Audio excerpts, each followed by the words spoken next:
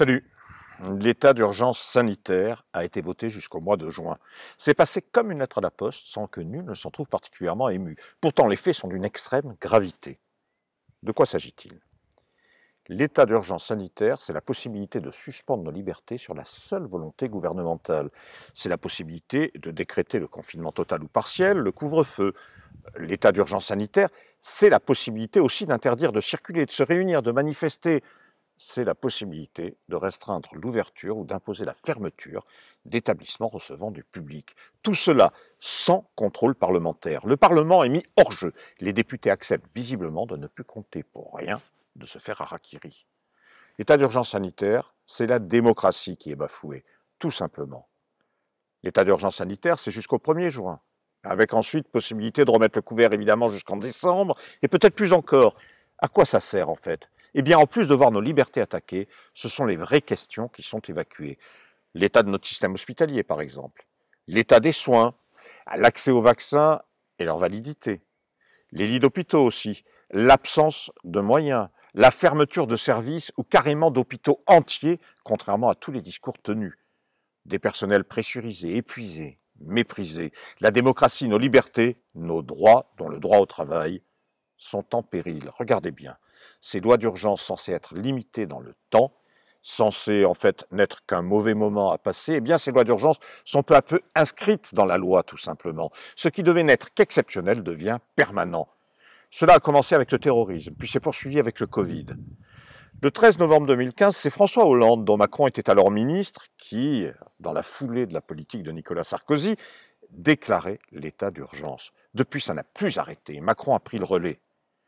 Au début de l'année 2016, nous étions une petite poignée à susciter déjà une protestation unitaire de syndicats, de partis, d'associations, de personnalités contre ces politiques répressives et liberticides. Plus de 1500 citoyens se réunissaient à Paris pour tirer le signal d'alarme, pour dire la vérité qui demeure malheureusement aujourd'hui d'une brûlante actualité.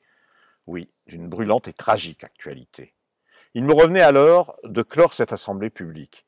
Eh bien, je n'ai malheureusement pas un mot à retirer. Écoutez, ça prend 8 minutes, je vous retrouve après.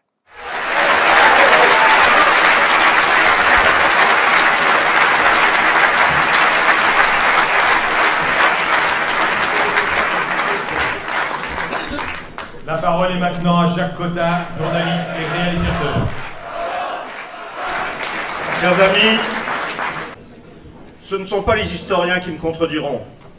Lorsqu'un gouvernement restreint l'enseignement de l'histoire dans les collèges et les lycées, il interdit à la jeunesse ignorante de son passé de pouvoir construire son avenir.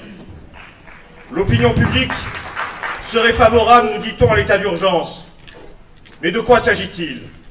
La politique gouvernementale a en effet une histoire. L'état d'urgence, ça a été dit, c'est 1955, contre l'indépendance du peuple algérien, qui conduit tout droit au coup d'État de Gaulle en 1958 et à l'instauration de la Ve République. C'est 1985, la Nouvelle-Calédonie, après l'assassinat par le GIGN du responsable du FLNKS, Eloy Machoro. Gaullistes, UMP, socialistes, l'état d'urgence, c'est leur état. Mais l'état d'urgence, voyez-vous, c'est aussi la République de Weimar, dont je dirai un mot car elle met en cause des êtres chers. La République de Weimar et la répression sociale qui conduit le 15 janvier 1919 à l'assassinat de Rosa Luxembourg. C'est aussi en 1933 l'outil utilisé par Hitler pour enfermer, déporter, assassiner les républicains, les communistes, les syndicalistes, les juifs en Allemagne. L'état d'urgence a son histoire. Tous les mensonges, tous les leurs n'y peuvent rien changer.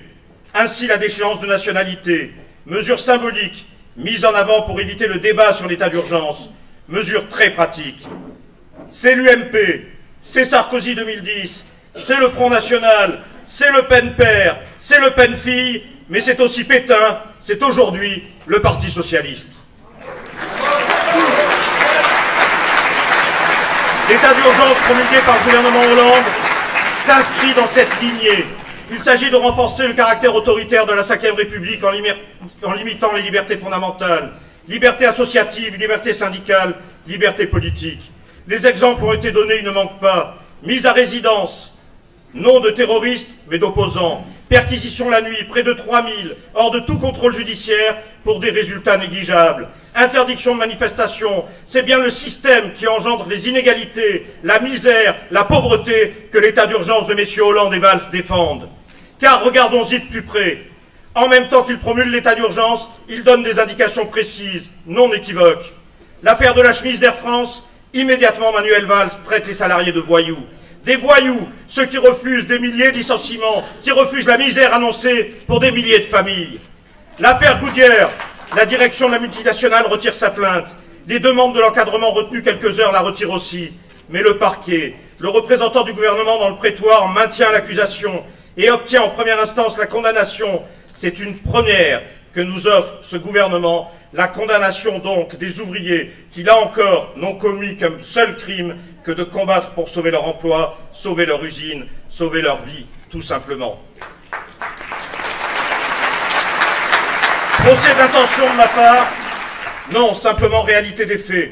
L'état d'urgence doit contraindre la société à accepter la loi du système sans rechigner, accepter les conditions d'une exploitation disciplinée, calme, d'une exploitation servile, accepter la suppression des 765 postes d'Alstom, ancien fleuron de notre industrie cédé à l'américain General Electric, accepter les 3300 suppressions à EDF, accepter les 20 000 dans la santé, inscrits dans la loi Touraine, après les 18 000 de Bachelot, accepter la précarité, la flexibilité, la pauvreté, accepter la destruction des métiers, accepter les lois sur l'assurance chômage, synonyme de baisse des indemnisations, accepter celles sur les retraites, qui veulent dire baisse des pensions, accepter l'ANI, accepter le pacte de compétitivité, accepter la ponction toujours plus grande du travail au profit du capital, accepter le démantèlement du code du travail, accepter les directives européennes que le gouvernement Hollande applique avec zèle lorsqu'il ne les devance pas, accepter la mise en cause des syndicats dès lors qu'ils font preuve d'indépendance et de respect des intérêts matériels et moraux des salariés. Voilà ce qu'est l'état d'urgence.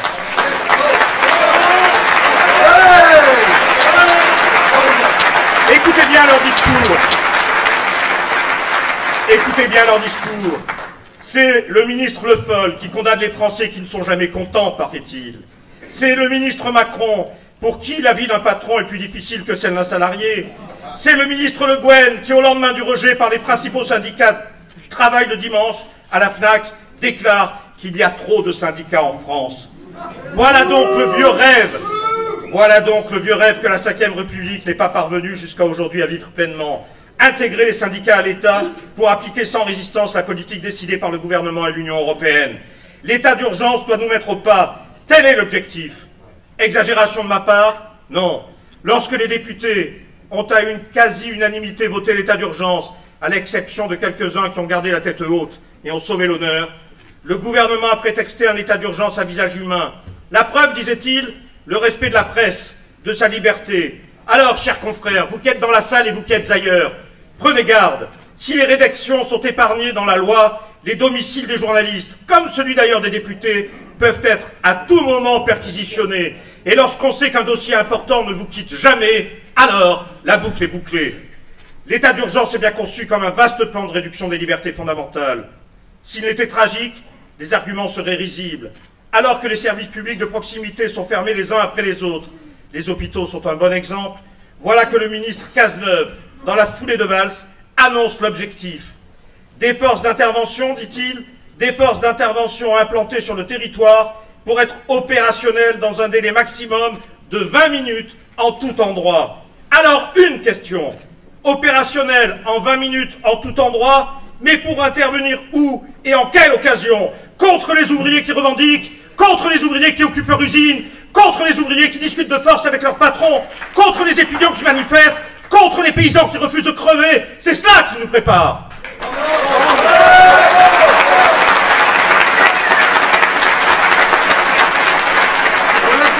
Chers amis, chers camarades, pour conclure, lorsque nous avons pris l'initiative de notre appel, nous étions 6. Aujourd'hui, plus de 10 000 signatures sur Internet, plus de 2 à 3 000 sur le papier. Nous rencontrons tous ensemble un premier succès. Succès du nombre d'abord, succès de représentativité ensuite. Nous avons réalisé un véritable front unique, premier meeting du genre, regroupant des orateurs d'horizons divers. Vous l'avez noté, il peut y avoir des divergences entre nous. Quoi de plus normal? Certains se veulent même hollando-compatibles. Vous l'avez compris, ce n'est pas ma position. L'état d'urgence illustre, à mon sens, que le grand écart est trop important. Il provoque des déchirures irréversibles et conduit à une infirmité sans retour. Alors des divergences, oui, mais notre force, voyez-vous, c'est d'être axés et unis sur le point qui nous rassemble et qui permet de frapper tous ensemble. Il y a des dates qui comptent, certains les ont rappelées. Gageons, chers amis, que ce 23 janvier 2016, pour la levée de l'état d'urgence et sa non-constitutionnalisation, fera partie des dates importantes de notre pays.